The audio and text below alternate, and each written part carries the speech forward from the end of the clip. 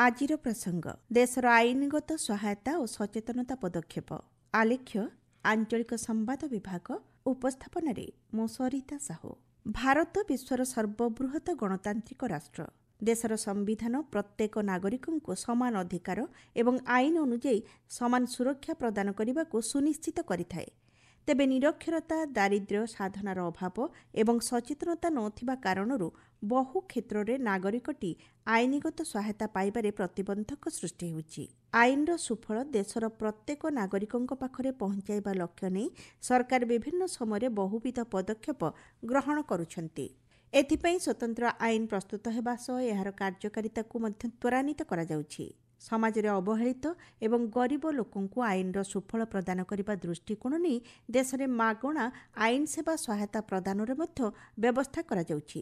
ଏଥିପାଇଁ 1987 ମସିହାରେ ସେବା ପ୍ରାଧିକରଣ ଆଇନ ପ୍ରଚଳନ କରାଯାଇଛି।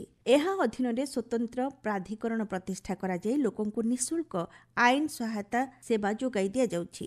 1995 ମସିହା ନଭେମ୍ବର ମାସ 9 ତାରିଖରେ ଏହି ଆଇନ କାର୍ଯ୍ୟକାରୀ ହେବା ପରଠାରୁ ସମାଜର ଅବହେଳିତ ଏବଂ ପଛୁଆ ବର୍ଗ ସୁଫଳ ପାଉଛନ୍ତି।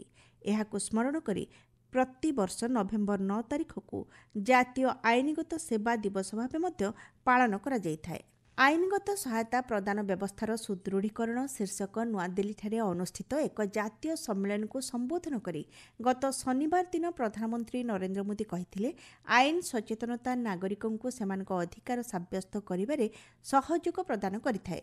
ସମସ୍ତଙ୍କ ପାଇଁ ଉପଲବ୍ଧ ହୋଇପାରୁଥିବା ନ୍ୟାୟ ପ୍ରକ୍ରିୟା ଏବଂ ସମୟ ଅନୁସାରେ ପ୍ରଦାନ କରାଯାଉଥିବା ନ୍ୟାୟ ସମାଜକୁ ଅଧିକ ସଶକ୍ତ କରିଥାଏ ବୋଲି ପ୍ରଧାନମନ୍ତ୍ରୀ କହିଥିଲେ। ଦେଶରେ ଜନସଂଖ୍ୟା ଦୃଷ୍ଟିରୁ ମାମଲା ବୃଦ୍ଧି ପାଉଛି।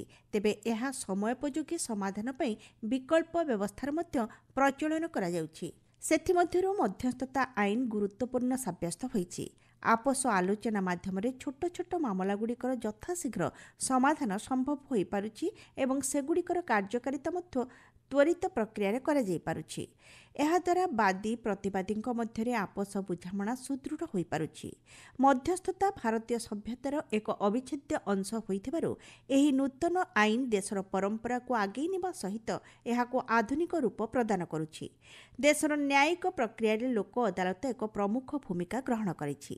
ଜିଲ୍ଲା, ରାଜ୍ୟ ତଥା ଜାତୀୟ ସ୍ତରରେ ସ୍ଥାୟୀ ଲୋକ ଅଦାଲତ ମାଧ୍ୟମରେ ମାମଲାର ବିଚାର କରାଯାଉଛି।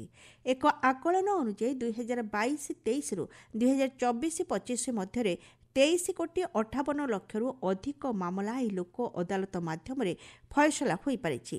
ପ୍ରଯୁକ୍ତି ବିଦ୍ୟା ଉପଯୋଗ ମାଧ୍ୟମରେ ନ୍ୟାୟ ପ୍ରଦାନ କ୍ଷେତ୍ରରେ ଇ-ନ୍ୟାୟାଳୟ ପ୍ରକଳ୍ପ ପରିବର୍ତ୍ତନର ଏକ ଉଲ୍ଲେଖନୀୟ ଉଦାହରଣ ପାଲଟିଛି।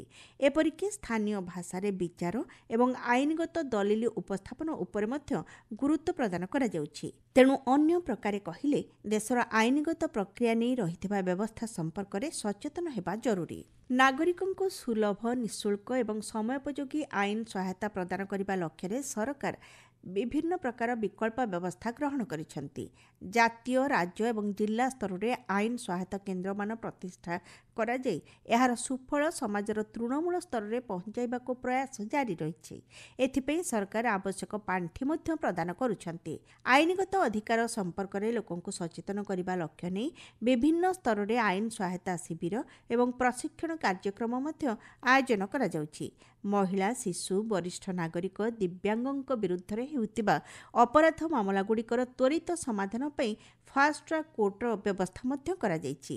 ଏପରିକି 5 ବର୍ଷରୁ ଅଧିକ ସମୟ ଧରି ପଡ଼ିଥିବା ଜଘନ୍ୟ ଅପରାଧ ଏବଂ ଦେୱାନୀ ମାମଲାଗୁଡ଼ିକର ବିଚାର ମଧ୍ୟ ଏହି ଫାଷ୍ଟ ଟ୍ରାକ୍ କୋର୍ଟଗୁଡ଼ିକରେ କରାଯାଉଛି।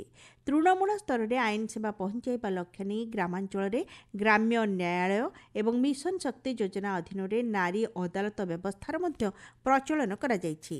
ପାଇଲଟ ପ୍ରକଳ୍ପ ଭାବେ ଦେଶର କେତେକ ଅଞ୍ଚଳରେ ଏହି ଅଦାଲତଗୁଡ଼ିକ ଏବେ କାର୍ଯ୍ୟ କରୁଛି।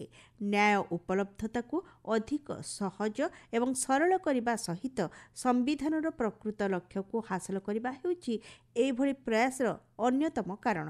ଆସନ୍ତୁ ଏହି ବ୍ୟବସ୍ଥାଗୁଡ଼ିକ ସମ୍ପର୍କରେ ଆମେ ନିଜେ ସଚେତନ ହେବା ଏବଂ ଅନ୍ୟକୁ ମଧ୍ୟ ସହାୟତା ପ୍ରଦାନ କରିବା।